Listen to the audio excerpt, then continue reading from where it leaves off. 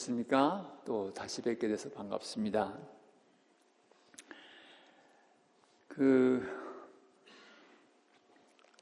새날이 동토옵니다라는 제목 밑에서 드리는 네 번째 시간입니다.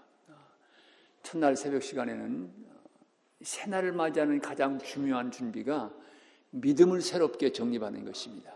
그래서 요한복음 3장 16절의 말씀을 중심으로 이 말씀 안에 담겨진 복음의 근본적인 내용을 전해드렸습니다. 어제 저녁 시간에는 우리가 하나님을 믿는다고 하는 것은 바로 기도의 삶으로 초청받은 것을 의미합니다. 하나님도 살아계시고 우리도 살아있는 존재이기 때문에 이 하나님에 관한 지식을 갖고 교리에 대한 지식을 갖는 것도 중요하지만 그 모든 지식과 교리의 주인공 되시는 하나님은 살아계신 분이기 때문에 하나님과 우리와의 관계, 바로 교제, 이것이 바로 기도라고 말씀드렸습니다. 그래서 우리의 믿음이 지식으로만 머물게 되면 하나님과 우리와의 관계는 I and it, 이 관계입니다. 그러나 하나님과 살아있는 교제 속에 살아가면 그 관계는 I and thou, 혹은 I and you, 이 관계가 되는 거지요. 지식으로서의 신앙이 귀중하지만 관계로서의 믿음으로 자라가야 된다는 말씀드리면서 이 기도의 삶이 얼마나 중요한가. 우리가 기도가 하나님과의 사귐과 교제라면 듣는 기도도 중요하다. Listening prayer, 듣는 기도도 중요한데 듣는 기도의 중요한 차원은 바로 침묵의 힘을 깨닫는 데 있다는 말씀드렸습니다. 그리고 우리의 기도가 더 성숙해지면 My will be done, 내 뜻이 이루어지다가 아니라 아버지의 뜻이 이루어지이다, 이렇게 기도에 나갈 수가 있습니다. 그러면서 말씀드린 것은 아버지의 뜻이 이루어지는 것이 내 뜻이 이루어지는 것보다 훨씬 좋다는 말씀을 드렸습니다. 여러분, 과감하게 하나님의 뜻을 구하시기 바랍니다. 하나님 우리보다 더 똑똑하시거든요.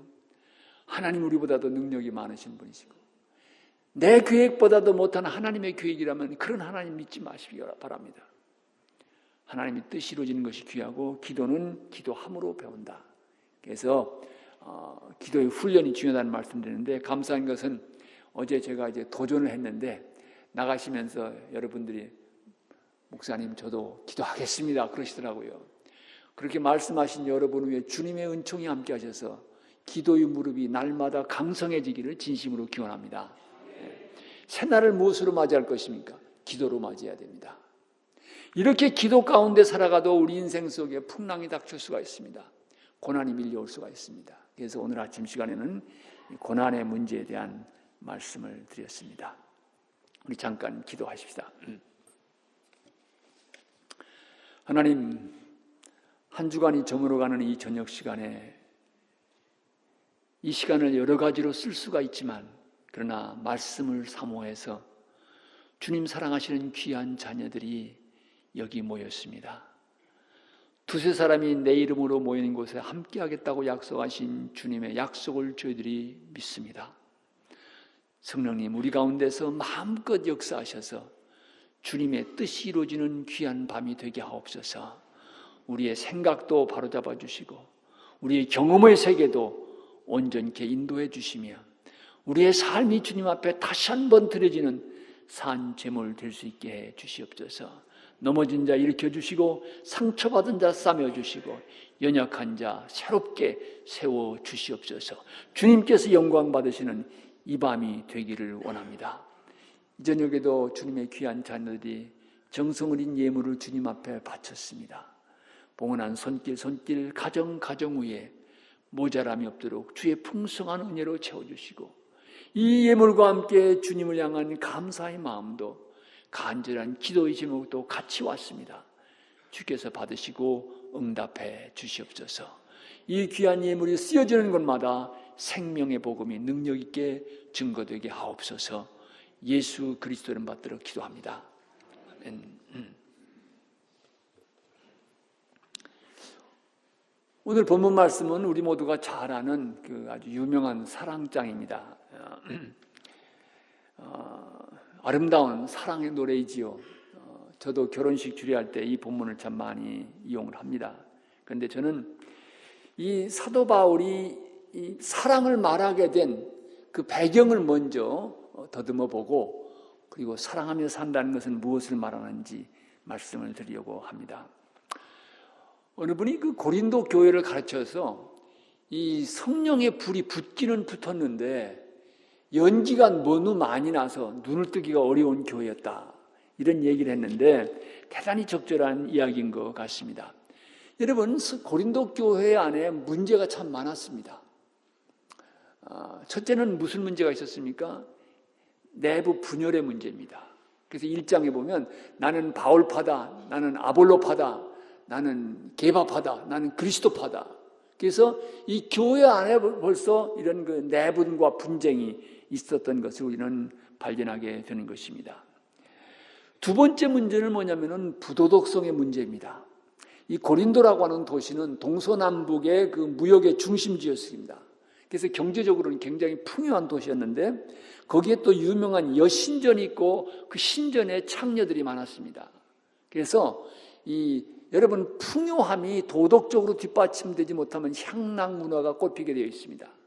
그래서 그런 문화가 왕성하면서 그것이 교회에도 밀려 들어와 가지고 바울이 그 음행의 문제에 대해서 5장에서 보면 심각하게 그 문제를 다루고 있는 것을 보게 됩니다. 그런 문화의 물결이 교회 안에도 침투하는 것을 발견하게 됩니다. 세 번째로 고린도 교회에 있었던 문제는 이 새로 세워진 교회이기 때문에 성도들이 믿음 안에서 충분히 훈련되지 못했기 때문에 오는 여러 가지 어려움들이 있었던 것을 보게 됩니다. 그래서 이 성찬을 행하는데 성찬이 무엇인지, 어떤 마음으로 가짐으로 참여해야 되는지 잘 몰랐습니다. 또 12장부터 14장에 보면 은사를 다루고 있는데 성령의 은사가 나타나는데 방언의 현상이 일어나는데 이것들이 교회의 덕을 위해서 쓰여지기보다는 분열의 요인이 되고 문제를 가져오는 것을 볼 수가 있습니다. 그래서 바울이 은사의 문제에 대해서 권고하고 있는 것을 우리는 성경에서 발견하게 됩니다. 그리고 이 부활이 무엇인지, 부활할 때는 어떤 몸으로 일어나는지 질문이 많았습니다. 그래서 여러분 고린도전서 15장을 읽어보시면 이 부활의 문제에 대해서 바울이 자세히 다루고 있는 것을 보게 됩니다.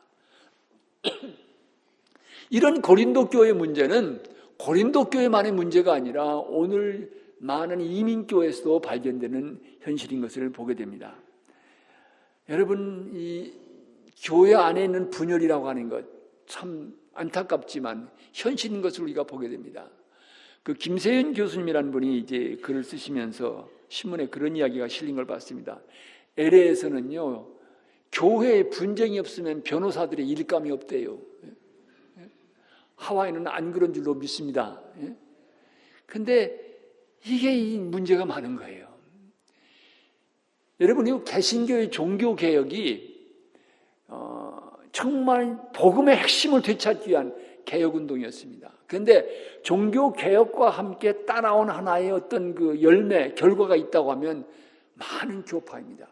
그래서 저희가 이제 멕시코에 단기 선교를 갔는데 가서 이제 목회자 학교를 했습니다. 그런데 그 순복음교회 목사님 한 분이 그래요. 말씀하시면서 그 캐톨릭 신부님하고 얘기하는데 당신들이 말하는 거 성경적이고 옳은 것도 안다. 나도 다 이해할 수가 있다. 그런데 한 가지 내가 용납할 수 없는 게 있다. 그는 왜 교회를 그렇게 갈래갈래 찢어놨느냐 그러더라는 거예요. 여러분, 종교개혁 이전에는요, 교회의 신앙과 삶을 이끌어가는 권위가 어디에 있었냐면 교회의 결정에 있었습니다.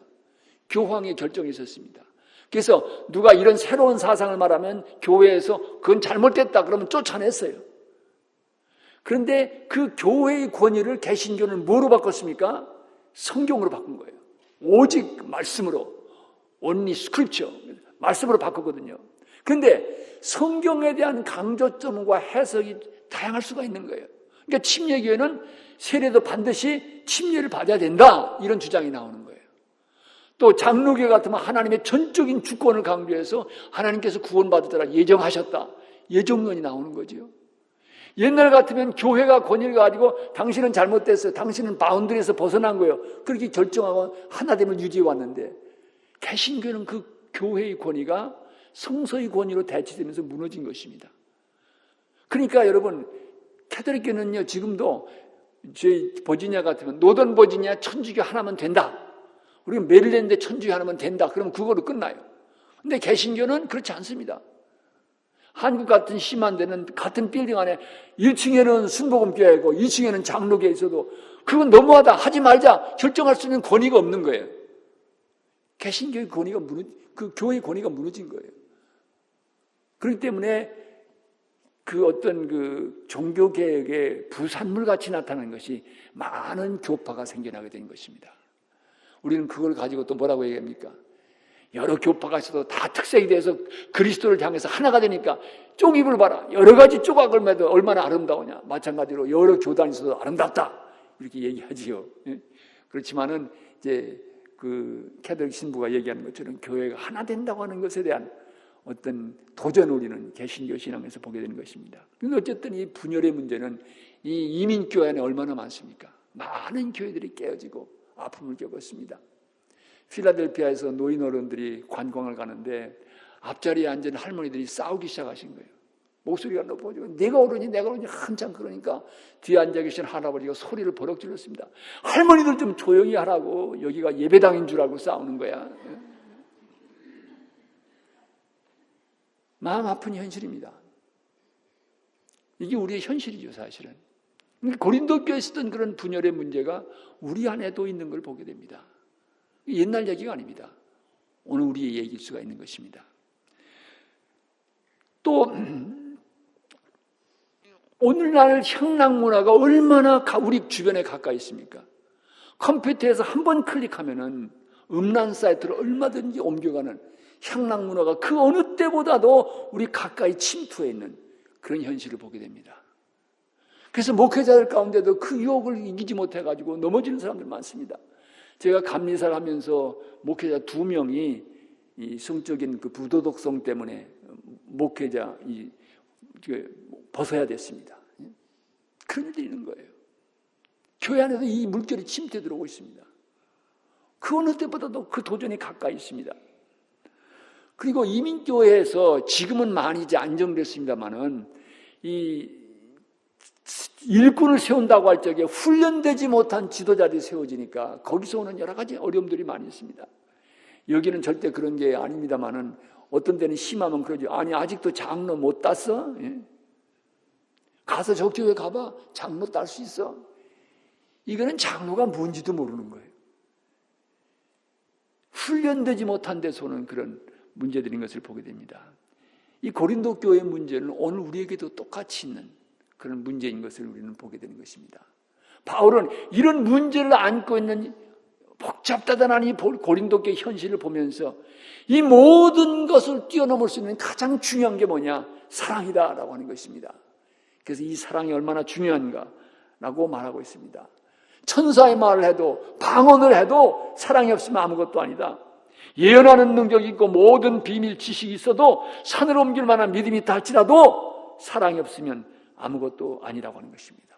구제하고 희생하고 자기 자신을 내어주는 그런 일이 있다 할지라도 사랑이 없으면 교회에 덕이 되지 못하고 유익이 되지 못한다. 사랑이 제일이다 라고 하는 메시지인 것입니다. 여러분, 기독교 신앙의 본질이 무엇입니까?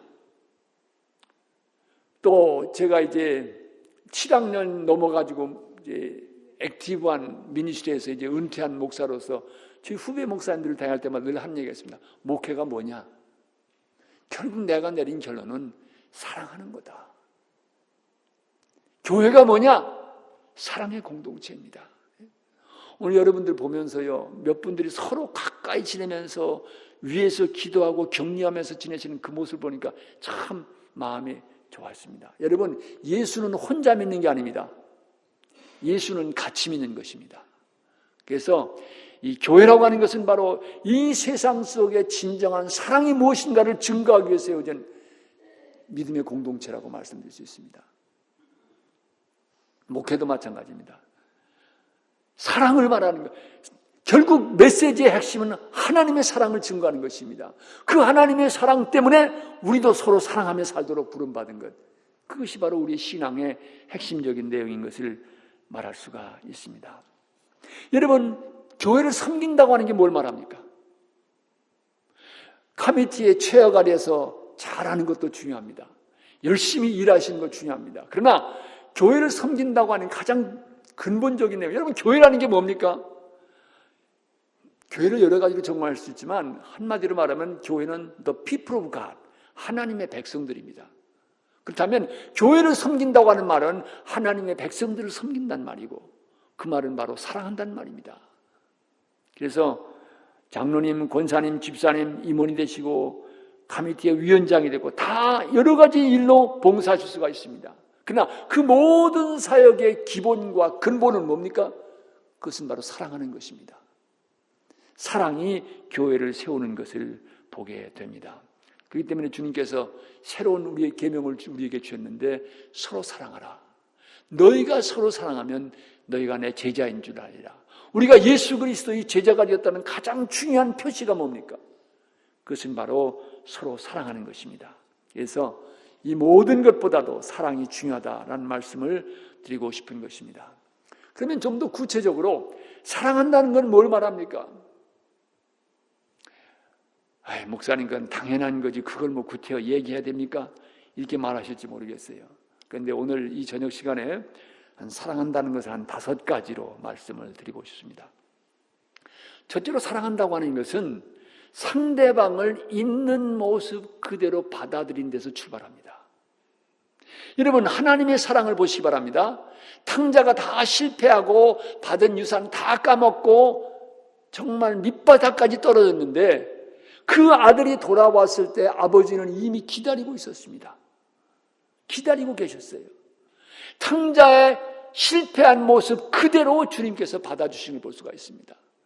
그러게 우리가 교회 안에서 사랑한다고 할 때, 가정에서 사랑한다고 할 때 먼저 첫 번째 중요한 것은 있는 모습 그대로 받아준다고 하는 것이 사랑의 첫 번째 계단이 되는 것입니다. 그런데 있는 모습 그대로만 가지고는 안 되고 우리는 사랑한다고 할 때는 계속해서 자라가야 됩니다. 사랑 안에서 자라가고 사랑 안에서 변화되어 가야 되는 것입니다. 그렇기 때문에 사랑한다고 하는 것은 어느 한순간의 행동이보다는 일생 살아가는 삶의 여정이라고 볼 수 있습니다. 에릭 프롬이 그런 얘기를 했나요?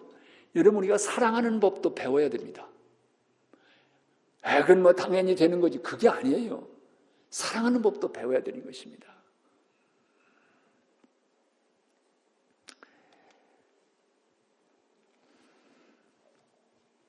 제자들 별 볼 일 없는 사람들이었습니다. 어부도 직업도 별로 신통치 않고. 그런데 우리 주님께서는 있는 그대로 그들을 받아서 그리스도의 제자 삼아주신 걸 볼 수 있습니다. 이 받아주시는 사랑, 있는 모습 그대로 인정하는 그것 속에서 자라는 새로운 사랑의 내일이 열려지는 걸 보게 됩니다. 여러분, 이 교회 안에서도 마찬가지입니다. 여러분, 그 교회가 가지고 있는 영적인 깊이를 측정하는 가장 중요한 장소가 어딘지 아십니까? 교회가 결정을 해나간 decision making process, 임원회라든지 이런 회의를 통해서 어떤 결정을 내려가는 그 과정을 지켜보면 그 교회가 영적으로 얼마나 깊은지를 우리가 판단할 수가 있습니다. 측정할 수가 있는 것입니다. 많은 경우 우리는 나와 다르다는 것을 용납하는 데 인색한 경우가 많습니다. 나와 다르다는 것은 많은 경우 우리는 나와 다르면 잘못된 것이다, 틀린 것이라고 생각할 때가 있어요. 이 다름과 그름을 똑같이 동일시할 때가 많다는 것입니다. 어떤 때는 다른 거는 다른 거로 끝날 수 있습니다. 그런데 우리는 나와 다르면 잘못된 거로 생각하는 흑백 논리의 경우도 있어서 여러분 교회가 제일 많이 싸우는 게 언제입니까? 회의하다가 싸우는 거예요. 자기하고 다른 의견을 말하면 그리고 특별히 후배가 선배 의견에 반대하면 뭐라고 말합니까? 아니 내가 어떻게 내 의견에 반대할 수 있냐? 이렇게 나오는 거예요. 야 섭섭하다 이렇게 나오는 거예요. 회의할 때 자기 의견을 끝까지 주장하는 사람이 있어가지고 목사님이 불러서 얘기했습니다. 집사님이 좋은 의견을 가지고 계신데 집사님이 하는 가장 좋은 공헌은 그 의견을 회의에 내놓고 그 다음에 내어놓는 데서 끝나는 것입니다. 그러면 우리 임원들이 다 논의하면서 고칠 건 고칠 수도 있고 아니면 채택 안 할 수도 있고 그 다음에 가장 좋은 결정을 내리게 될 것입니다. 그러니까 너무 끝까지 자기 주장 붙들지 마시기 바랍니다. 했더니 목사님 무슨 소리입니까? 내 주장은 내 자식 같은 건데 내가 어떻게 내 자식을 포기합니까? 그러더라는 거예요. 그러니까 그렇게 하다가 보면 회의하다가 많이 갈등을 경험하게 되는 거지요. 그러니까 다르다고 하는 것을 인정하는 것, 다르다고 하는 것을 받아들이는 것이 얼마나 중요한지 모릅니다.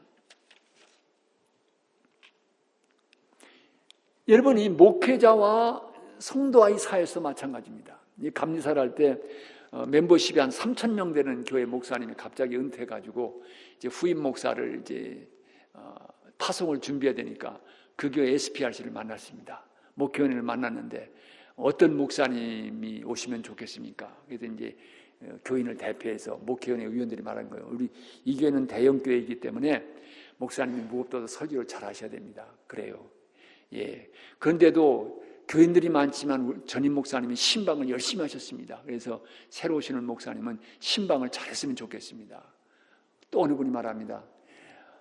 우리 교회 스태프가 20명이 넘는데 새로운 목사님의 행정 능력도 있어서 이 스태프를 잘 이끌어갔으면 좋겠습니다. 그러면서 조건이 나오는데 on 계속 되는 거예요. 그래서 제가 그랬습니다. 이제 그만하십시다. 아마 예수님이 오셔도 이 조건은 다 못 맞출 것 같습니다. 그러니까 제일 중요한 거 하나, 둘, 세 가지만 한번 요약해서 말씀해 주시죠. 어느 것이 제일 중요한지 말씀해 주세요. 그랬습니다. 진짜 그런 교회는 사도 바울이라도 감당 못합니다. 목사님도 완전한 목사 없습니다. 목사님과 교인이 또 다를 수도 있어요. 서로 다른 걸 용납할 수 있어야 됩니다. 이해할 수 있고 받아들일 수 있다고 하는 것 중요한 것입니다. 부부 사이에서도 마찬가지입니다. 서로 다르다고 하는 것은 여러분 부부 사이에 다를 수밖에 없습니다. 여러 가지 요인이 있습니다. 예를 들면은 이 남자와 여자라고 하는 데서 다른 많은 면모를 보게 됩니다. 혹시 여러분 가운데서 화성에서 온 남자, 금성에서 온 여자 책 읽어보셨습니까? 예? 읽어보신 분 계세요? 아무도 안 계세요? 여기 읽으신 분이 몇 분 있네요. 예? 그 책은 남자와 여자가 어떻게 다른가를 다룬 책입니다. 그래서 그 책이 이혼에 직면한 많은 가정들을 건졌습니다. 왜 우리 남편은 꼭 그렇게 반응할까? 왜 우리 아내는 꼭 그렇게 반응할까? 그리고 할 수 없다. 깨어져야 되겠다. 이혼 그 직전까지 갔는데 그 책 읽어보니까 아하, 남성은 이런 특징이 있기 때문에 이렇게 반응하는구나. 여성은 이런 특징이 있기 때문에 이렇게 반응하는구나. 그래서 많은 가정에 도움을 줬습니다. 그러니까 남자와 여자라고 하는 것이 화성인하고 금성인처럼 서로 다르다는 거예요. 그러니까 거기 성이 다르다는 것에 차이가 있을 수 있지요. 또 그 게리 채프만이라고 하는 사람은 Five Love Language라는 유명한 책을 썼습니다. 5가지 사랑의 언어. 읽어본 분 계세요? 저 가정은 계속 열심히 읽으셨네. 그런데 별로 손 안 드시네요. 이것은 사랑이 어떻게 커뮤니케이트 되느냐를 다룬 책입니다. 그래서 사람이 5가지 사랑의 언어가 있다는 거예요. 사랑을 느끼는, 사랑이 전달되는 채널이 5가지가 있는데 그 5가지가 뭐냐면은 같이 있어주는 것. 같이 있어줄 때 사랑을 느끼는 사람이 있습니다. 또 어떤 사람은 격려하는 언어를 해줄 때 사랑을 느끼는 사람이 있고 어떤 사람은 선물을 받을 때 사랑을 느끼는 거예요. 또 어떤 사람은 봉사해 주는 거, 설거지를 해준다 이런 걸 통해서 사랑을 느끼는 사람이 있고 어떤 사람은 신체적인 접촉을 통해서 사랑을 느끼는 것입니다. 그래서 제가 이 사랑의 언어가 서로 다르다. 예를 들면은 아내는 같이 있어주는 데서 사랑을 느끼는데 남편은 계속 선물 사다 준단 말이에요. 그러면은 아내는 나는 당신 정말 나를 사랑하는 거야? 이렇게 얘기하면 남편은 얼마나 화가 납니까? 내가 얼마나 비싼 선물 많이 사줬는데 그래도 사랑을 못 느끼다니 말이 되냐고 그러지요. 그런데 아내의 사랑의 언어는 같이 있어줄 때 사랑을 느끼는 거예요. 암만 선물 줘봐도 물론 영향이 있을지 모르지만 이게 사랑한다는 느낌이 안 오는 거예요. 그러니까 이 사랑이 전달되어지는 통로가 이 5가지가 있는 거예요. 그렇기 때문에 내 사랑하는 사람의 사랑의 언어가 무엇인지 또 우리 자녀들도 마찬가지입니다. 그래서 게리 채프만이라는 사람이 쓴 Five Love Language는 아주 베스트셀러입니다. 부부 생활에 있어서. 그 책을 꼭 읽어보시기 바랍니다. 이 사랑의 언어가 부부 사이에서 다를 수가 있습니다. 제가 한 젊은 가정을 얼마 전에 주례했는데요. 이걸 소개하면서 그 책을 읽어봤냐? 그랬더니 예, 읽었습니다. 그러면서 얘기하는 거예요. 얘기를 들어보니까 이 이제 결혼할 신부의 사랑의 언어는 남편이 좀 안아주고 이렇게 사랑을 표현해주면 바라고 그런 신체적인 접촉을 희망하는데, 이 남편은 너무 거룩한 척 안 하고 그런지 모르지만 그런 걸 안 하는 거예요. 안 하고 뭐 좋은 말만 하고 그러니까 이 신부 될 사람이 기다렸다가 그냥 나중에는 진짜 이 사람이 나를 사랑하는가 하다가 그 Five Love Language 책을 사줬어요. 이것 좀 읽어보라고. 이 신랑 될 사람이 그걸 읽고 그 부인 될 사람의 언어가 이게 정말 사랑이 표현되고 접촉을 통해서 느낀다는 걸 느낀 다음에 발견한 다음에 그 다음부터는 과감히 안아주고 표현하기 시작한 거예요. 목사님 그렇게 해서 우리 위기 넘겼습니다 그러더라고요. 그러니까 여러분 사랑하는 것도 배워야 된다는 이유가 거기 있습니다. 어떤 때는 성장 과정에서 그 어머니를 보면서 아내의 이미지가 형성될 수 있고요. 아버지를 보면서 남편의 이미지가 형성될 수 있습니다. 여러분 정태기 교수님이라고 혹시 여기 와서도 말씀하시는지 모르겠는데 한국에서 치유상담을 하시는데요. 그분의 얘기 속에 재미있는 게 있습니다.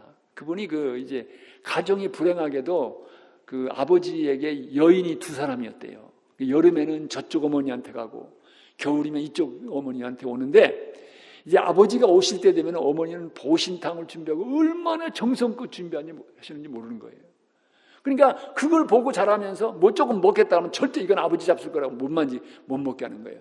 그러니까 교수님은 자라면서 나도 결혼하면 우리 아내가 저렇게 해주겠지 이렇게 기대하게 된 거예요. 근데 사모님은 어디서 자랐느냐?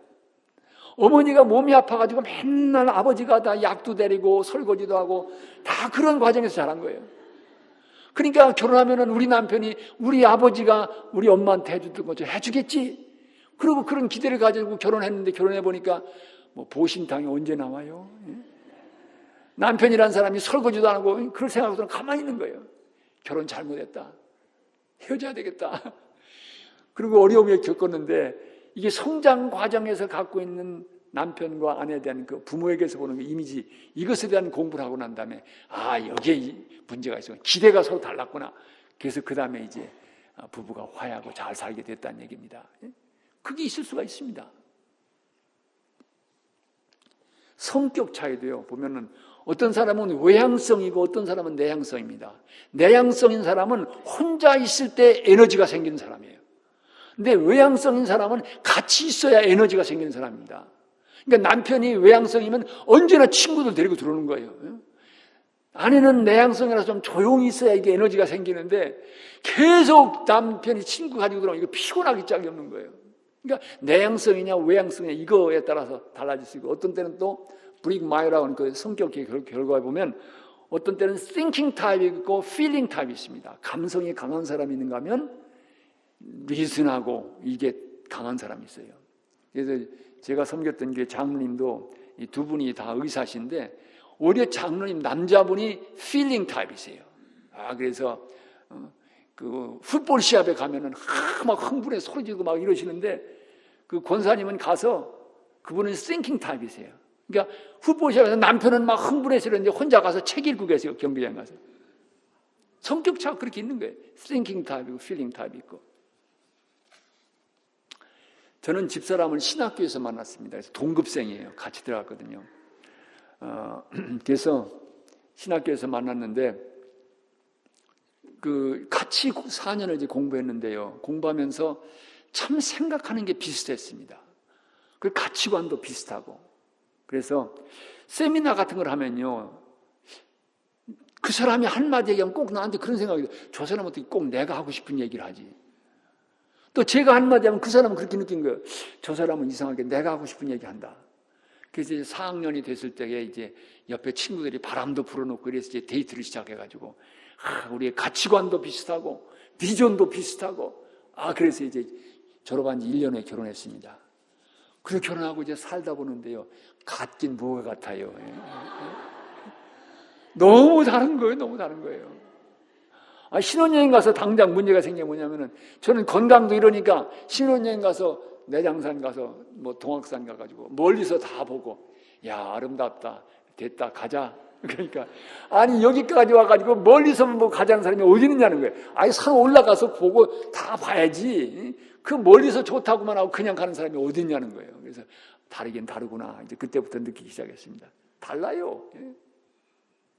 그렇기 때문에 사랑한다고 하는 것은 서로 다른 것을 용납하고 받아들이고 이해하고 살아가는 것입니다. 나와 다르다고 해서 틀렸다고 생각하면 그것도 가정에도 어려움이 올 수가 있습니다. 그래서 사랑한다고 하는 것은 다르다고 하는 것을 이해하고 용납하는 것, 거기서부터 시작되어지는 것입니다. 두 번째로 사랑한다는 건 뭡니까? 사랑의 본질은 받는 것이 아닙니다. 주는 것이 사랑의 본질입니다. 서로가 받고자만 하면 거기는 언제나 불만족이 있고 갈등이 생기게 됩니다. 그러나 서로가 주려고 하면 거기에 화목이 있고 아름다움이 있게 되는 것입니다. 서로가 주려고 하면 천국 생활이고 서로가 받으려고만 하면 그건 지옥 생활입니다. 여러분 어렸을 때 주일학교에서 들은 얘기 여러분들 다 기억하실 거예요. 어떤 사람이 지옥에 갔는데 진수성찬이 잔뜩 차려져 있는데 거기가 둘러앉아서 다 빼빼 마른 거예요. 영양실조인 거예요. 왜 그런가 봤더니 이 팔을 이렇게 굽힐 수가 없어가지고 음식은 잔뜩인데 이 굽혀야 입으로 가져갈 수 있잖아요. 근데 이게 굽혀지지 않는 거예요. 근데 먹으려고 서로 하니까 음식은 사방에 떨어져 있고 영양실조 상태에 빠진 거예요. 그 이 사람이 천국에 갔습니다. 천국에 갔더니 똑같은 조건에 음식은 진수성찬 차려져 있고 이 팔을 굽힐 수가 없어요. 근데 천국에 있는 사람은 다 영양 상태 가지고 행복한 거예요. 가만히 보니까 천국에 있는 사람들은 서로 자기가 먹으려고 하지 않고 앞에 사람을 먹여주는 거예요. 그러니까 그 사람이 나를 먹여주지요. 그러니까 팔을 굽힐 수가 없어도 맛있는 음식을 먹고 아주 건강한 상태에 있는 거예요. 나만 먹으려고 하고 받으려고만 생각하면 그거는 지옥 생활입니다. 서로 먼저 주려고 하면 그것은 바로 천국 생활이 될 수가 있습니다. 남에게 대접을 받고자 하는 대로 먼저 남을 대접하라. 골든 룰이라고 하죠. 이것은 우리 가정생활에서도 골든 룰입니다. 사실은 비즈니스에서도 마찬가지입니다. 내가 정말로 진실로 섬기고 진심으로 상대방을 대접하면 비즈니스도 그 원칙에 따라 바로 될 수가 있습니다.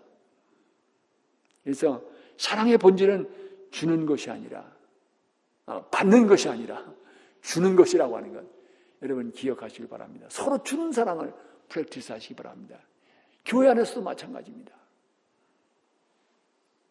세 번째로 중요한 게 있는데요. 사랑은 격려입니다. 여러분 칭찬과 격려는 다른 것입니다. 칭찬은 잘했을 때 주는 게 칭찬입니다. 그런데 격려는 잘못했을 때 주는 게 격려입니다. 칭찬은 잘하는 행동에 대해서 주는 것이 칭찬이고 격려는 그 인격, 그 인간 존재에 대해서 주는 것이 격려입니다. 격려가 인생을 바꿉니다. 격려의 언어가 교회에서 덕을 세우고 많은 사람을 세울 수가 있습니다. 격려의 언어와 반대되는 것이 있다면 그건 가십이라고 볼 수 있지요. 헐뜯는 거예요. 헐뜯는 언어. 교회가 건강하지 못한 가장 중요한 사인 가운데 하나는 가십이 충만한 것입니다. 그러면 건강하지 못한 거예요. 그 사인이 그렇습니다. 이 가십하는 사람들 보면 참 머리가 비상해요. 어떤 애 어디서 그런 생각이 나올까? 제가 이제 감리사로 파송을 받아 교회를 떠나게 됐는데 한번 하루는 장로님 찾아서 목사님 꼭 광고 하나 해주셔야 되겠어요. 무슨 광고 할까요? 사모님 장 목사님도 떠난다고 광고해 주세요. 그래서 제가 아니 장로님 아니 내가 떠나면 집사람도 당연히 떠나는 거지 무슨 걸 광고해야 됩니까? 그랬더니 목사님 그게 아닙니다. 일부에서 얘기가 도는데 조 목사가 떠나도 교회 영향력을 간직하기 위해서 장 목사는 두고 갈 것이다. 소문이 돌고 있다는 거예요. 이야 참 기가 막히다. 22년 목회했는데 나를 그렇게 모르나? 그런 안타까운 생각이 들더라고요. 그래서 할 수 없이 광고했어요. 여러분 감리사 떠날 때 저희 집사람도 같이 떠납니다. 그랬어요. 이번에 저 11년 만에 교회를 떠났다가 돌아오니까 저와 같이 일했던 사모님이 그래. 목사님 떠났대요. 얼마나 많이 소문이 많았냐면 무슨 소문이 있었냐? 그거 말고 또 있었냐? 그랬더니 조 목사가 떠날 때 분명히 목사관은 달라고 할 거다. 그럴 거라는 거예요. 말도 안 되는 소리예요. 어느 목사님의 그 칼럼을 읽다가 보니까 이 험담이 왜 사람들이 가십을 말하는가 얘기하는데 그 이유가 몇 가지 있다는 거예요. 첫 번째 이 가십을 하는 이유는 첫째는 재미있고 고소하기 때문이라는 거예요. 칭찬하고 덕을 세우는 말을 하면 그건 별로 재미가 없어요. 그런데 이 가십을 하면 그럴까? 그래가지고 이제 관심이 집중되는 거죠. 재밌고 고소하기 때문에 하고요. 두 번째는 이 가십을 말할 때는 나는 그렇지 않다는 데서 상대적인 우월감을 느낀다는 것입니다. 그리고 세 번째는 가십을 말하면 다른 사람의 주목을 받기 때문에 아 그래? 그러면서 사람들이 귀를 기울이긴단 말이에요. 이 주목을 받게 되기 때문에 가십을 사람들이 좋아한다고 하는 것입니다. 이 탈무드에 보면 이 가십을 말할 때 세 사람이 죽는다고 그랬습니다. 첫째는 가십의 대상이 된 사람, 그 다음에 가십을 말하는 사람, 그 다음에 가십에 듣는 사람, 이 세 사람이 죽는다는 거예요. 여러분, 이 세 사람 가운데 누가 제일 나쁠 것 같아요? 네? 말하는 사람입니까? 듣는 사람입니까? 대상이 된 사람입니까? 누가 제일 못됐을 것 같아요? 탈무드에서는 그런 얘기를 합니다. 그것은 듣는 사람이라는 거예요. 대상이 된 사람은 거기 없으니까 어떻게 할 도리가 없잖아요. 근데 그 가십을 중단시킬 수 있는 유일한 사람은 듣는 사람입니다. 그렇기 때문에 중단시키지 않는 그 사람의 책임이 제일 크다는 거지요. 이 교회 안에서 정말 이 가십이 이게 충만하게 되면 이게 아주 건강치 못한 교회의 사인입니다. 그래서 이 가십 대신에 세워주고 격려해주는 말이 필요합니다. 그것이 인생을 바꿀 수가 있습니다. 여러분 이국종 교수라는 분 아시죠?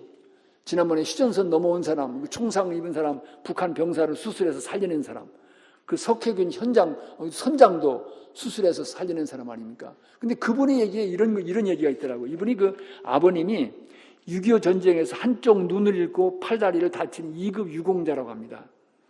그런데 이 아버지의 이름이 이국종 교수에게는 결코 반가운 이름이 아니었습니다. 왜냐하면 아이들이 병신의 아들이라고 늘 놀려대기 때문입니다. 그게 늘 이렇게 주눅이 들었는데 그 아들에게 미안한 마음이 들 때마다 아버지는 술을 마시고 야 아들아 미안하다 그랬다는 거예요. 근데 그 이국종 교수가 중학교 다닐 때 축농증을 심히 앓았다고 합니다. 그래서 이제 치료를 받으려고 병원을 찾아갔는데 그 국가 유공자 의료복지 카드를 내놓으면 간호사들의 반응이 달라지더라는 거예요. 싸늘하게. 그래서 그러면서 다른 병원 가보라고 그러고 그리고 다른 병원 가면 또 박대하고 그러니까 이 축농증이 심한데 봐주질 않는 거예요. 그 유공자 카드를 보고. 그래서 참 세상이 얼마나 비정한지 장애인에 대해서 얼마나 차별이 심한지를 절실히 깨달았다는 것입니다. 그리고 마음에 늘 아픔과 우울함과 상처가 있었는데 자기 축농증을 고쳐주는 의사를 찾던 중에 어느 병원을 찾아갔는데 자기 인생을 바꿔주는 의사를 만났다고 하는 것입니다. 유공자 카드를 내미니까 그 의사가 그걸 받아보고선 한 말이 뭐냐면 이학산이라는 외과 의사였는데 그 유공자 카드를 받아보면서 이국종 소녀를 보면서 아버지가 정말 자랑스럽겠구나 그랬다는 거예요. 남들은 그 카드 보고 여기 딴 데 가라고 다 그러는데 그 의사 선생님은 아버지 그 카드를 보고선 아버지가 정말 자랑스럽겠구나. 그리고 이 소녀를 정성껏 치료해줬다고 합니다. 그때 이국종 소녀는 결심했다는 거예요. 나도 저분 같은 의사가 되겠다. 그리고 그분이 결심한 게 뭐냐면 사람은 돈 낸 만큼 치료받는 게 아니라 아픈 만큼 치료받아야 된다. 이 일을 시작했다고 하는 것입니다. 이학산이라는 외과 의사의 말 한마디가 어린 소년의 상처를 싸매주고 인생을 바꾼 것입니다. 어느 칼럼을 읽다가 보니까요, 평생을 지배한 한마디라는 하나 아티클이 있었는데요. 그 박목월 시인의 그 가정의 얘기입니다. 그때 이제 6.25 전쟁이 나가지고 아버지는 피난을 떠났는데 어머니하고 그 아들 아마 나중에 서울대 교수를 한 그 박동규 교수라는 분인데 그분하고 어린 두 동생하고 어떻게 견디다가 아무래도 아버지를 찾아서 피난길을 나서야 되겠다. 그래서 이제 피난길에 나섰는데 집안에 있던 유일한 재산인 재봉틀을 팔아가지고 쌀을 좀 장만해가지고 그리고 이 박동규 소년이 쌀을 치고 어머니는 어린 두 동생을 데리고 이제 피난길 떠나는 거예요. 이 소년이 끙끙대면서 쌀자를 쥐고 가니까 지나가던 그 같이 피난길 하던 젊은 사람이 얘야 내가 그거 좀 도와줄까? 그러니까 아저씨 도와주세요. 그래서 이제 이 아저씨가 쌀자를 쥐고 가게 된 거예요. 그게 그 가정의 전 재산인데 그런데 이 아저씨가 갑자기 걸음이 빨라지는 거예요. 저벅저벅 앞으로 가는 거예요. 그러니까 소년이 아저씨 빨리 가시면 안 돼요. 엄마가 뒤에 오고 있어요. 절대 가시면 안 돼요. 쓰세요. 그런데 모른 척하고 가는 거예요. 그래가지고 갈림길이 난 거예요. 어느 길을 가야 할지. 아저씨 쌀 찾겠다고 아저씨 따라가더니 엄마를 놓칠 것 같으니까 그냥 포기하고 거기서 기다렸던 거예요. 얼마 후에 엄마가 왔어요. 엄마가 왔는데 쌀자루가 없잖아요. 그러니까 야, 너 쌀자루 어쨌냐? 그랬더니 이 소년이 얘기한 거예요. 엄마 잃어버릴까 봐 잃어버리고 여기서 기다리고 있었어. 그랬더니 엄마가 이 소년을 쳐다보면서 뭐라고 얘기했느냐면은 우리 아들 똑똑해서 엄마 놓치지 않았구나. 아빠 볼 수 있겠어. 그러면서 이 소년을 안아주고 얻어온 고구마를 주었다고 하는 거예요. 그때요. 그러길래 그 쌀자루 주면 안 되지. 그걸 줘가지고 이제 뭐 어떻게 하냐. 그게 우리 재산 전부인데 어떻게 살라는 거야. 야단칠 수도 있는 환경이었어요. 근데 그 엄마가 우리 아들 똑똑해서 엄마 놓치지 않아서 내가 아빠 볼 수 있게 됐구나. 이 격려의 말 한마디가 평생 그 소년의 삶을 지배했다는 것입니다. 말 한마디로 천냥빚을 갖는다고 하는데요. 말 한마디가 인생을 살릴 수도 있고 인생에 무한한 아픔과 상처를 줄 수도 있습니다. 목사로서 바쁘게 살면서 여러 가지 실수도 많이 했습니다. 근데 제가 우리 자녀를 키우면서 한 가지 그래도 잘한 건 있는 것 같아요. 그게 뭐냐면은 저희 딸아이가 공부를 조금 잘해서 과학고등학교를 갔습니다. 그래서 시험 봐서 합격이 됐는데 저희들이 그랬습니다. 야, 엄마 아빠 다 신학대학 나왔는데 다 문과 출신인데 어디 갈릴리에서 선한 것이 나겠냐. 응? 너는 그 이공계통이 스트롱하지 않으니까 그냥 문과계통에서 있으면 좋겠다. 그런데 지가 시험 봐서 합격이 됐으니까 가겠다는 거예요. 그래서 담임선생님 만나서 상의를 했습니다. 우리가 솔직히 얘기하는데 둘 다 신학을 공부한 사람이고 이공계통에 이게 수생수가 없기 때문에 우리 딸아이 그냥 일반 고등학교 다니면 좋겠는데 지가 가겠다는데 보내지 남들은 못 가서 난리인데 합격했으면 보내세요. 그러는 거예요. 그래서 보냈어요. 열심히 공부하면 따라가는데 뭐 어떤 때는 어렵지요. 그래가지고 한 번은 시험 봤는데 D를 맞은 거예요. D as in David. B가 아니라 D를 맞은 거예요. 우리 조씨 가문에 D는 없거든요. 그래서 그러길래 이 녀석아 조금 더 일찍 일어나서 생활을 좀 제대로 하고 공부해서 해야지. 그 말이 여기까지 나오는데 그날따라 하나님께서 은혜를 주셔서 이걸 꿀떡 삼켰어요. 그래서 그리고 야 은하야 너 D 맞아서 많이 속상하지. 너 격려해주는 의미에서 아빠가 오늘 저녁 사야 되겠다. 저녁 먹으러 가야 되니 아빠 지금 성질 나는데 왜 그런 소리 하느냐는 거예요. 그래서 아니 진짜야 너 아빠가 저녁 사주고 너를 위로해주고 싶어서 그러니까 너 어디 갈래? 그랬더니 진짜네 진짜야. 어디 갈래? 그랬더니 멕시칸 푸드 먹고 싶다 그래요. 그래서 우리 딸아이가 D 맞은 기념으로 온 가족이 치치 레스토랑에 가서 그날 저녁을 잘 먹었습니다. 그리고 돌아와서 야 너 마음 많이 상했지? 잘할 줄 믿는다. 잘해. 그리고 끝냈습니다. 우리 딸아이가 그 경험을 잊지 못하는 것 같아요. 자기 친구들이 한국 친구들이 막 성적 때문에 전쟁금 가면 우리 대디는 D 맞았을 때 저녁 사줬는데 그러는 거예요. 격려가 인생을 세울 수가 있습니다. 교회 안에서 여러분 격려를 많이 나누시기 바랍니다. 부족하더라도 감싸 안는 것입니다. 제가 저희 동역자, 이제 목회자 스텝 가운데 한 아이가 조금 이렇게 어떻게 보면 이렇게 성장 과정에서 다른 사람보다 많이 뒤치진 않는데 조금 그렇게 아주 브라이트한 아이가 아니에요. 내가 걔를 부를 때마다 별명을 붙였습니다. GG 그랬어요. GG란 말은 Great Guy라는 말을 줄여가지고 GG 맨날 GG 불렀어요. 그랬더니 이 녀석이 지난번에 이제 떠나서 다른 교회를 갔는데 그 목사님 우리 아들이 지금도 GG 얘기합니다. 근데 진짜 애틀란타는 에모리 대학 가서 졸업했어요. GG가 됐어요. 그래서 제가 참 감사하다. 그거는 내가 그래도 잘한 것 같다. 이런 생각이 드는 거예요. 여러분 자녀 키울 때요 상처 주지 마세요. 쌓아주시고 격려 주시기 바랍니다. 목사님 그러다간 말 안 듣습니다. 근데 여러분 야단쳐서 애들 변하는 거 보셨습니까? 그렇지 않습니다. 사랑으로 감싸고 격려할 때 그것이 변화를 가져오는 것입니다. 이게 예수님 방법 아닙니까? 우리 야단쳐서 변화된 거 아닙니다. 모자라고 부족한데도 사랑한다고 우리를 맞아주셨기 때문에 우리가 변화되는 거잖아요. 그리고 예수님께서 제자들 앞에 놓고요, 산상순에서 뭐라고 말씀하셨습니까? 너희는 세상의 소금이다.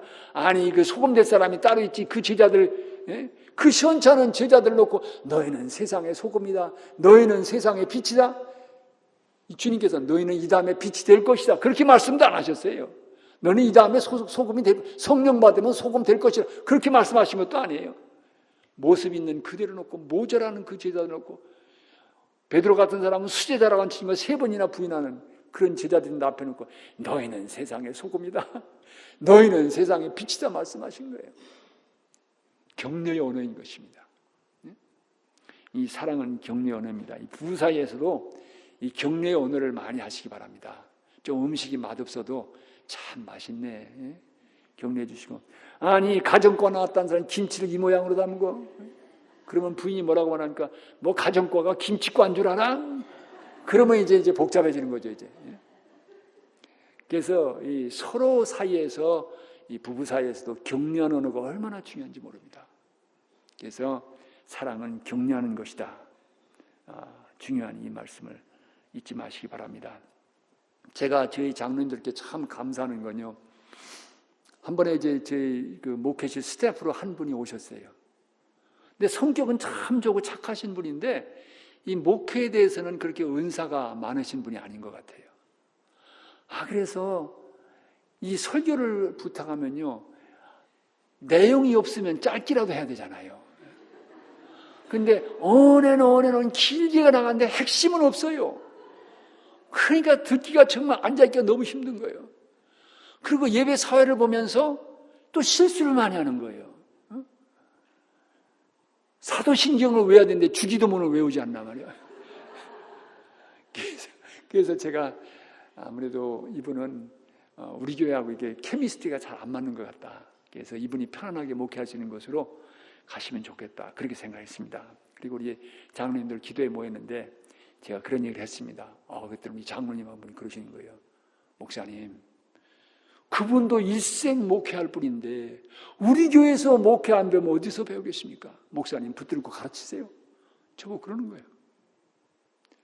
저희도 의과대학에서 인턴 레지던트 붙들고 가르칩니다. 목사님 가르치세요. 그 목사님이 일생 목회할 분인데 목사님 도와주셔야 됩니다. 그게 제가 장로님들한테 은혜 받았습니다. 그래가지고 그 다음부터 붙들고 설교할 때가 되면 같이 앉아가지고 본문 가지고 씨름하는 거예요. 그러면서 나 같으면 근데 설교라는 게 여러분 그게 가르칠 수 있는 게 아니지 않습니까? 자기가 기도하면서 받은 말씀을 증거하는 건데 그래도 나 같으면은 그러니까 나는 적어도 뭘 얘기하는지는 분명히 하자. 메시지의 핵심이 클리어해야 되지. 뭐 이것저것 다 늘어나는데 안 되니까 그리고 짧게 하자. 그래가지고 3년을 같이 있다 갔습니다. 근데 우리 장로님들 얼마나 감사한지요. 젊은 목사를 이렇게 격려해 주신 거예요. 그래서 참 감사했습니다. 이 교회는 사랑한다고 하는 것은 격려의 언어가 풍년이 될 때 가능합니다. 그래서 우리 아이의 교회는 이 격려의 언어에 풍년이 되는 교회가 되길 바랍니다. 서로 격려하고 붙들어주고 세워주는 그런 것 중요합니다.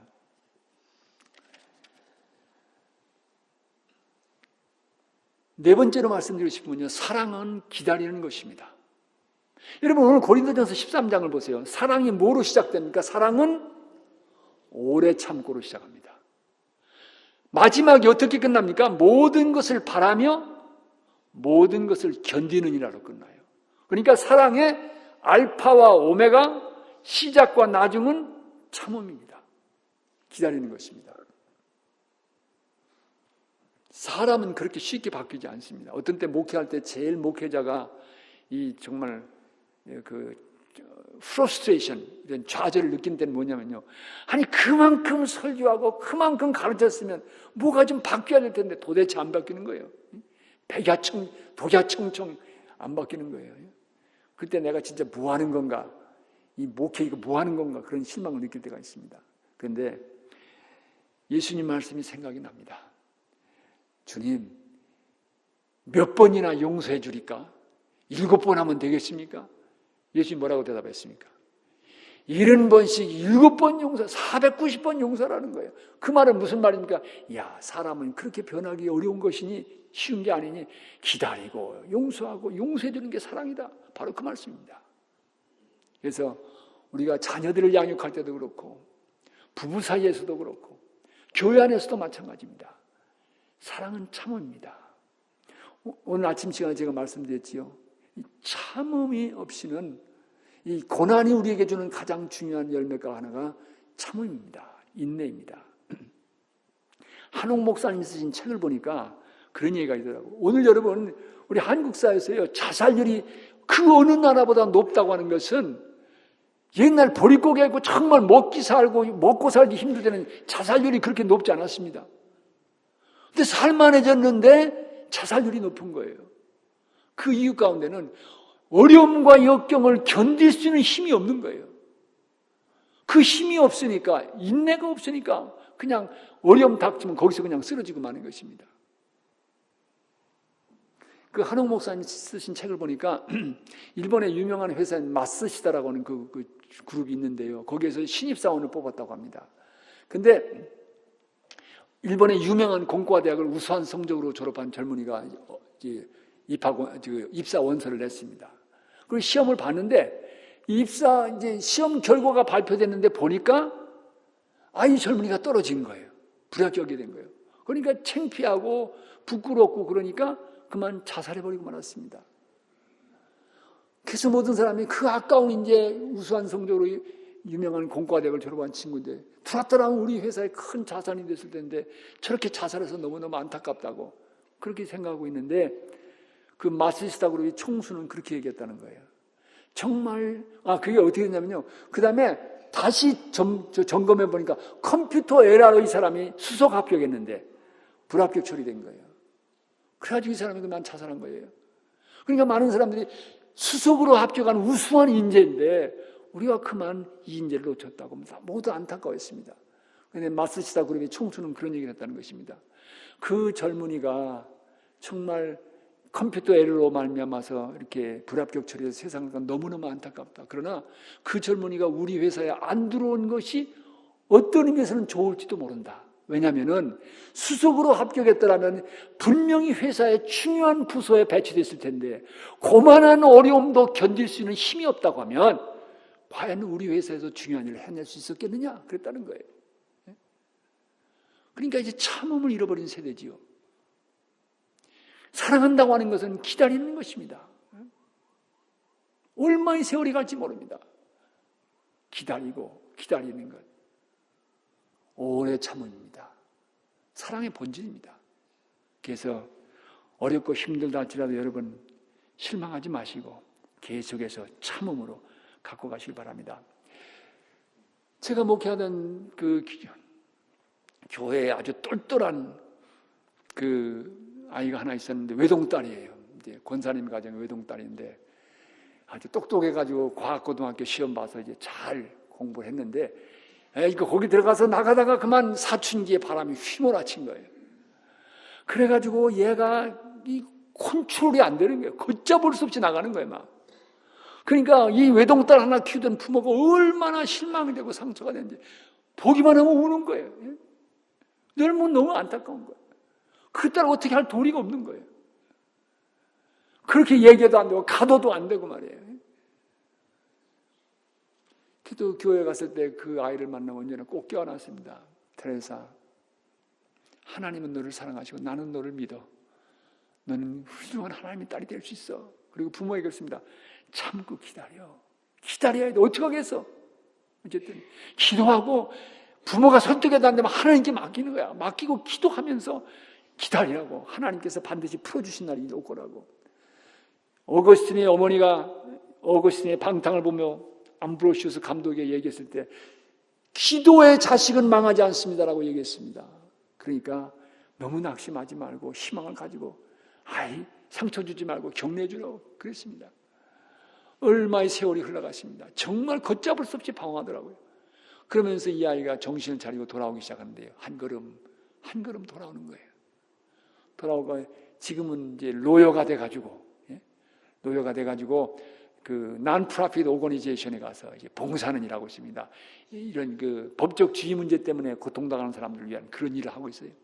지금도 교회에서 그 녀석 만나면 꼭 I know who you are. 너 누군지 내가 알지? 하나님 딸이지? 그러면서 같이 눈물을 글썽이는 거예요. 기다리면은, 사랑은 기다리는 것입니다. 집을 나간 자식을 아버지가 기다리고 매일 나가서 기다렸던 것처럼 우리도 기다려야 될 때가 있습니다. 여러분, 사랑은 기다립니다. 마지막으로 우리가 평소는 사랑은 기도입니다. 기도하는 것입니다. 기도가 중요한 이유는요, 이 사랑을 제대로 하지 못하는 사람 가운데는요, 이 사랑을 받아본 경험이 없기 때문에 사랑할 줄 모르는 사람이 있어요. 참 안타까운 일입니다. 저희 교우 가정에 안타까운 일이 있었던 건요, 이 남자가 고아원에서 자라서 이 사랑을 받아본 적이 없어요, 남편이. 그러니까 아들이 있는데도 먹을 거 사오면 자기 것만 사오는 거예요. 그러니까 비난할 수 있지만요, 저는 그게 너무 안타까운 거예요. 사랑받아본, 주는 경험을 해보지 못했기 때문에 줄 줄 모르는 거예요.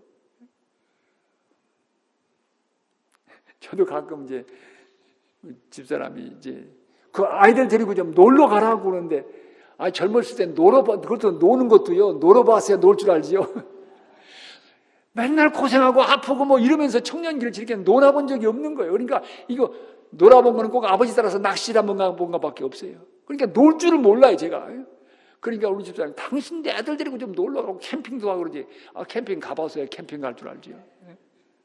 그러니까 이 사랑을 못하는 이유 가운데 어떻게 보면요, 안타까운 것은 사랑을 받아본 경험이 없기 때문에 사랑할 줄 모르는 사람도 있습니다.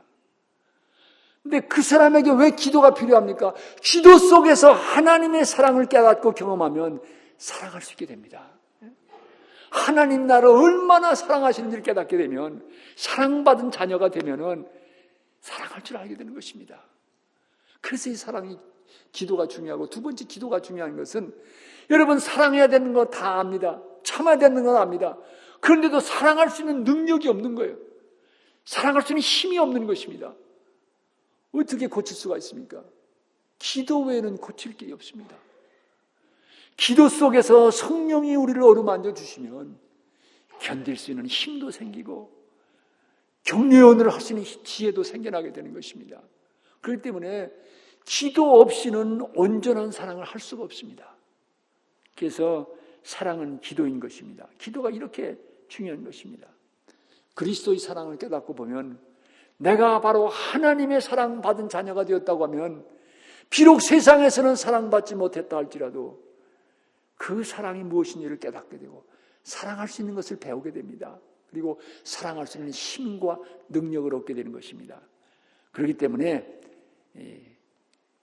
진정한 사랑은 기도의 근거 위에 세워지게 되어 있습니다. 기도 없이는 참으로 사랑할 수가 없습니다. 여러분, 안도현이라는 시인이 아주 짧은 시를 썼는데요, 너에게 묻는다, 그런 짧은 시예요. 그 시가 어떻게 되냐면요, 연탄재 함부로 발로 차지 마라. 너는 누구에게 한 번이라도 뜨거운 사람이었느냐? 끝이에요. 연탄재 함부로 차지 마라. 발로 차지 마라. 너는 누구에게 한 번이라도 뜨거운 사람이었느냐? 아주 좋은 시지요. 우리 모두 뜨거운 사람 되라고 부름받은 것입니다. 이 사랑 나누며 살라고, 사랑으로 붙들어지며 가라고 부름받은 것입니다. 김영석 교수님 얘기를 소개하고 마치겠습니다. 요즘 김 교수님이 이제 100세를 살고 보니라는 책을 쓰셔서 아주 더 유명해져서, 옛날 영혼과 사랑의 대화를 쓰셔서 수많은 젊은이들을 감동을 주셨던, 거기서 요즘은 이제 100세를 살고 보니 이 책을 쓰셨습니다. 그 김영석 교수님 따님이 이제 저희 교회 교인이세요. 그래서 이제 김 교수님이 미국 오시면 늘 신앙 강좌를 했는데, 그 따님이 요즘 그래요. 목사님, 저희 가정에서요, 아들, 딸, 사위, 며느리 다 있는데 그 중에 제일 잘 나가는 분이 바로 우리 아버지세요. 그러니까 뭐 방송에도 출연하고 여전히 지금도 강연하시거든요. 근데 그 김 교수님의 얘기 가운데 잊혀지지 않는 얘기가 있습니다. 이분이 그 평양에서 미션 스쿨을 다닐 때 한 번은 선교사가 와가지고 퀴즈를 냈다고 그래요. 이 세상에서 제일 강한 것이 무엇인가? 정답을 맞히면 상이 있다. 그러니까 학생들 사이에서 논의가 벌어지기 시작한 거예요. 야, 세상에서 제일 강한 게 뭐냐? 어떤 사람은 그래도 짐승이 왕의 사자가 아닐까? 아니야, 호랑이가 더 강하지. 아니야, 코끼리가 강해. 뭐 이러면서 논란이 벌어진 거예요. 그때 김 교수님 가만히 생각해 보니까 그때부터 이제 철학자 기질이 있었는지 모르겠지만 이 세상에서 제일 강한 것은 정의다. 정의만 있으면 두려움이 없습니까? 정의가 강하다. 그래서 이제 해답을 정의라고 써냈다는 것입니다. 그러고 난 다음에 이제 마감이 돼가지고 이제 발표를 하는데 선교사님이 이 세상에서 제일 강한 것 1등 사랑, 2등은 정의, 그러라는 거예요. 그래서 사랑이라는 것은 감성적인 것이고 약한 건데 어떻게 사랑이 제일 강하냐? 그건 잘못됐다. 정의가 역시 강하지. 그렇게 생각하셨다는 거예요.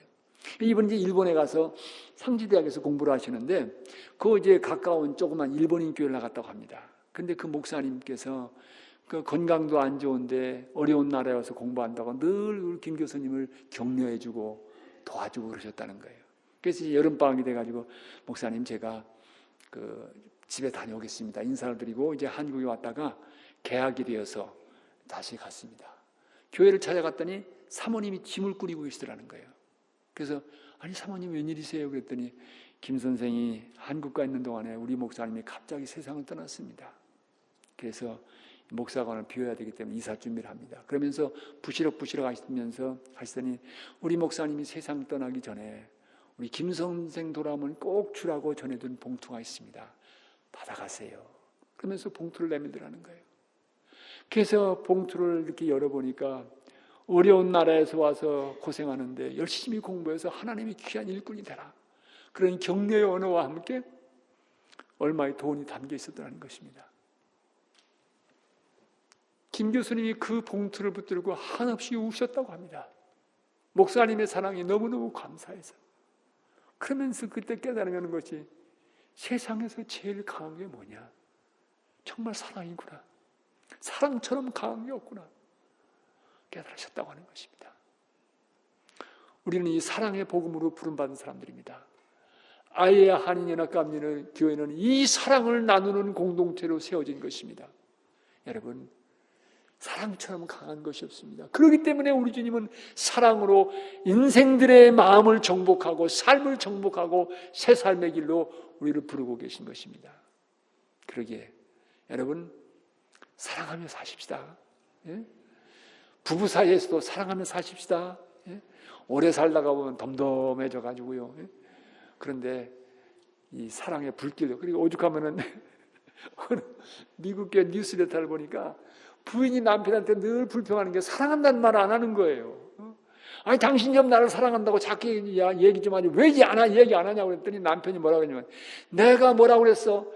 결혼식 할 때 사랑한다고 했지? 어떤 변화가 생기면 I'll let you know. 그랬다는 거예요. 그러니까 아직까지 내가 사랑하는데 이제 얘기하지 않은 건 그때 약속이 변하지 않았다는 거냐. 자꾸 사랑하는 말 하지 말라고 그랬다는 거예요. 그런데 서로 사랑을 잘 표현하시고 나누시기 바랍니다. 그래서 가정이 행복하면요 자녀들도 행복해지는 거예요. 자녀들을 양육해 하면서 사랑으로 얼싸놓으면 큰 인물 나올 수가 있습니다. 그래서 여러분들 하나님이 우리를 사랑하셨다는 것이 얼마나 놀라운 사실입니까? 그러기에 우리도 서로 사랑하라고 말씀하시는 것입니다. 여러분 사랑하며 사십시다. 사랑이 흘러 넘치는 이 공동체가 되기를 진심으로 기원합니다.